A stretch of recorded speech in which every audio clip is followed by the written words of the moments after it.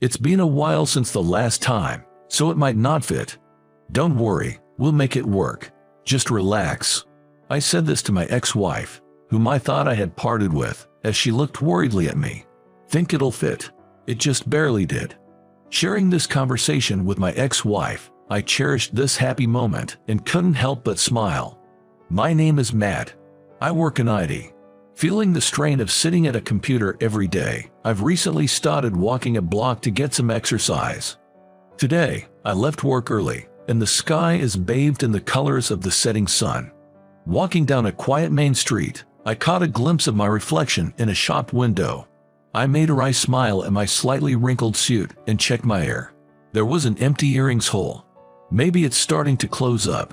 I really should wear something in it. I smirked. It's not prohibited at work, and I thought, maybe I should wear something subtle. Realizing I had finally come to terms with the thought, I laughed at myself. The reason I got earrings. It was because of my wife. No, my ex-wife, Karen, who couldn't wear her wedding ring all the time. She wanted to wear earrings instead. When she said she couldn't wear it, it might be misleading. According to Karen, wearing it on my finger, I might lose it, and it gets dirty, doesn't it? I want to take care of the ring you got me, Matt, she said. So, we decided to wear less tarnishing earrings in place of our wedding rings. Neither Karen or I had ever gotten earrings before, and we both shouted in pain when we did. Together, we continued to wear subtle yellow stone earrings, saying ouch and it hurts.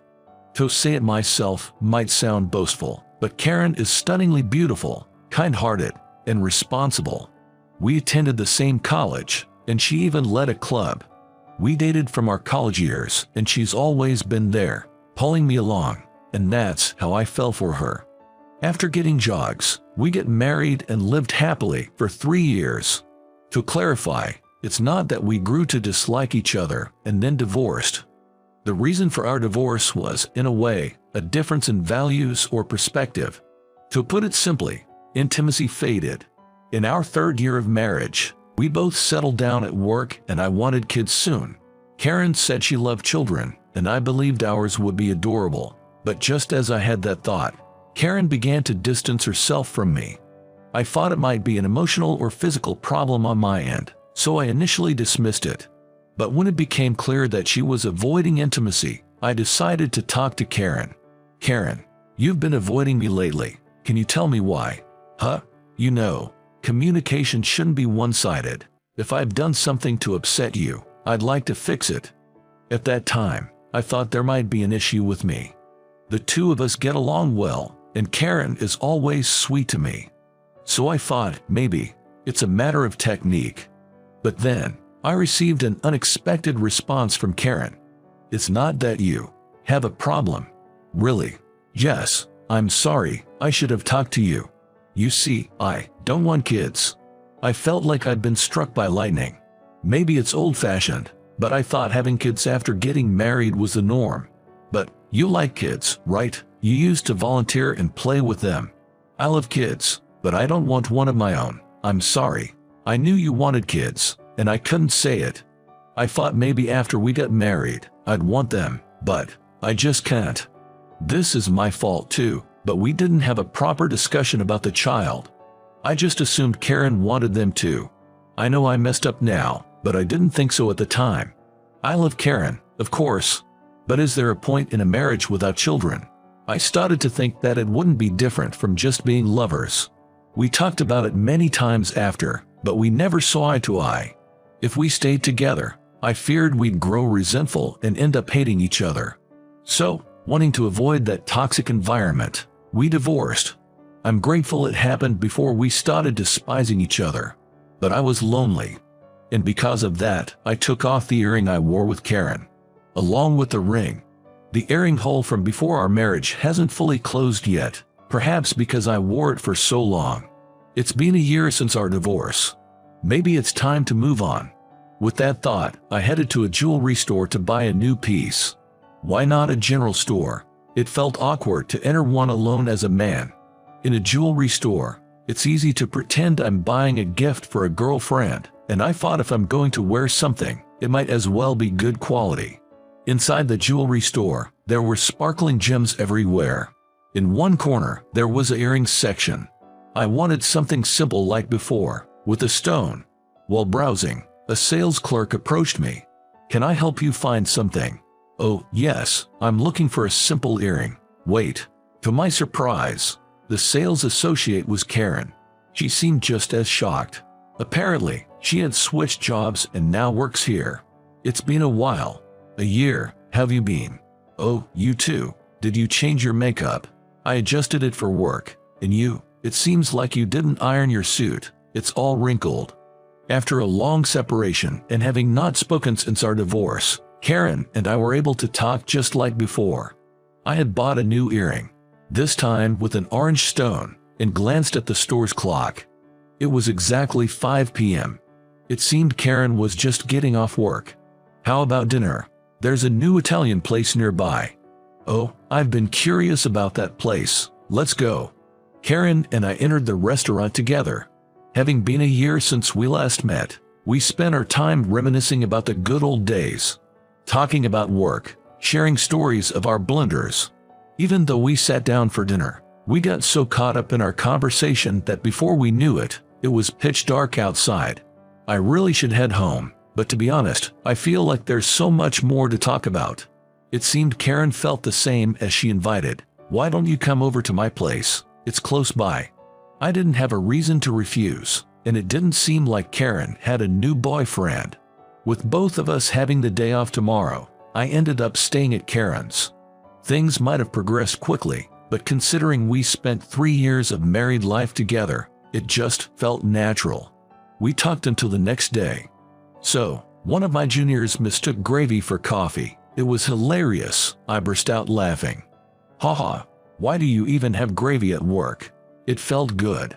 It was as if we were back in our college days, and it put my heart at ease. This past year, the loneliness I had felt was gone. I realized I still loved Karen.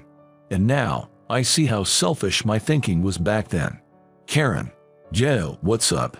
I know it's late, but I want to apologize to you. If I miss this chance, I might never be able to convey my feelings." I looked straight into Karen's eyes.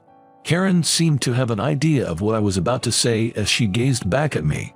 "I was foolish. I was so obsessed with the idea of having kids that I never considered your feelings. You're the one who would carry and give birth to our child. It'd be a huge responsibility for you, and yet, I never had a proper discussion with you about it. I'm truly sorry."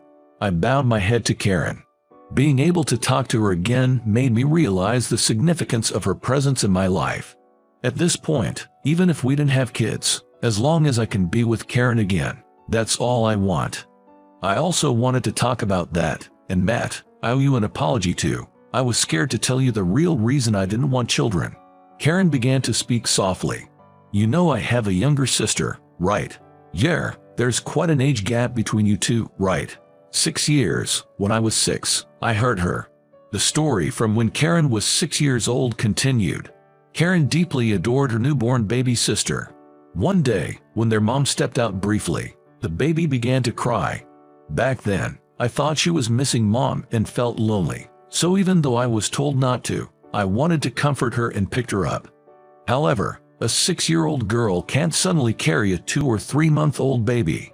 Trying to console her crying sister, Karen tried to imitate how adults hold babies, but during that attempt, she accidentally injured her sister. I lost balance because I was being careful with her wobbly head. She hit her arm against the wall. Thankfully, it wasn't a serious injury, but one wrong move and she might have broken a bone or gotten more hurt. I shouldn't have tried to carry a baby with such a delicate neck, especially at my young age. Seeing her cry continuously because of the pain scared me. I realized how fragile babies truly are. After that incident, Karen developed a trauma towards holding infants. I love kids, but I can't help but fear that I might hurt them again. It was terrifying. As Karen lowered her head and whispered these words, she looked up at me. But something changed in me. In the past year since her divorce, it turns out that Karen's sister, April, had given birth. It was around 6 months ago, and Karen met her nephew. April asked me to hold him. I resisted with all my might. But April said, "You're still haunted by the past, aren't you? I know you love kids, It's okay, as long as you love the child, you won't hurt him, because you're a kind soul. Taking advice from a nurse on how to hold the baby, Karen held her nephew and was captivated by his angelic smile. He was so adorable and delicate. Holding him, I felt how precious a baby truly is, and it reminded me of you, Matt. I did want to have a baby with you. After the divorce, I regretted it. I just listened quietly, deeply respecting Karen for overcoming her long-held trauma. Karen somehow managed to overcome the trauma she had been carrying for so long. What might seem trivial to others was a significant step for her. Knowing she thought of me as she took that step warmed my heart. I know it's presumptuous, but I want to be with you again. I feel the same way. Our eyes met. The time span of a year showed us how much we genuinely cared for each other. I still love Karen, and she still loves me. I want us to be together again. That's what I felt. Haha, I guess. If we're getting back together, I didn't need to buy these earrings. I took out the earrings with orange stone I bought today from my bag. If I'm with Karen, I can wear what I used to every day. Shrugging about its newfound redundancy, she said, actually, I bought the same one. What? Karen laughed as she took out the exact earrings. If we're getting remarried, our commemorative earrings should be our second set, right? I couldn't help but laugh. It had been a while since we wore earrings. Come to think of it, Karen was the one who put on my previous earrings. Hey, put it on for me, please. Karen showed her ear, pleading. I found it endearing and moved closer to her, saying, all right. But it's been so long, it might not fit. It's okay, everything will be fine. Just relax, I said as I touched Karen's earlobe and put an earring through it. You think it'll go through? It was a close call. Really? Glad it wasn't closed up. Now, Karen puts an earring through my ear. The new earrings feel foreign, but they are more than perfect to commemorate our new beginning. Years later, in my arms, there was a tiny life. Thank you, really, thank you, Karen. Oh stop, you are crying too much. After remarrying, we had decided, after discussions, to have a child. Of course, we didn't push it. We just hoped for it, so for the first few years of our marriage, it was just the two of us. Then, this year, Karen's pregnancy was discovered. After a difficult labor, Karen let me hold our daughter. We'll have to take the earrings out for a while. It's risky if she pulls on them. True, the holes might close up this time. Karen, laughing joyfully, gazed at me and our daughter. Seeing her so happy and our daughter's innocent smile, surrounded by the two of them, I feel truly blessed. If they close up, let's get earrings, matching ones with our daughter. Haha, sounds good, but what if she throws them away during her rebellious phase? I turned pale. I can't bear the thought of being rejected by such a cute daughter, but it's a rite of passage for all fathers. However, this I can promise. No matter what, I will protect both of you. I vowed this to my smiling daughter and Karen.